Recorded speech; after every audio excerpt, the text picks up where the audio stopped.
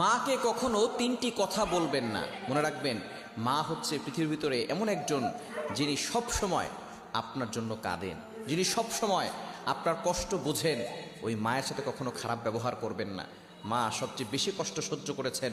আপনি যে দুনিয়াতে এসেছেন, 10 মাস মায়ের পেটে ছিলেন, কত লাতে গুতা মেরেছেন, মা কত লাতে গুতা সহ্য করেছে, আপনাকে কখনো বোঝা মনে করে নাই। প্রসব ব্যথা যখন হয়, একটা মানুষ সর্বোচ্চ 45 ইউনিট ব্যথা সহ্য করতে পারে, কিন্তু একজন মা 57 ইউনিট ব্যথা সহ্য করে। কেন ইমাজিদের আপনি কল্পনা করতে পারছেন কতটা ব্যথা সহ্য করে, প্রসব ব্যথা সহ্য করে তারপর আপনাকে দুনিয়াতে এনেছেন। ওই মায়ের উসিলে আপনি দুনিয়াতে এসেছেন। সুতরাং মায়ের সাথে খারাপ ব্যবহার করবেন না। আল্লাহ নিজে বলে দিয়েছেন, ওয়াবিল ওয়ালিদাইনি ইহসানা, good behaviour with parents, good dealings with parents, পিতামাতার সাথে ভালো ব্যবহার করো। মাকে কখনো তিনটি কথা বলবেন না।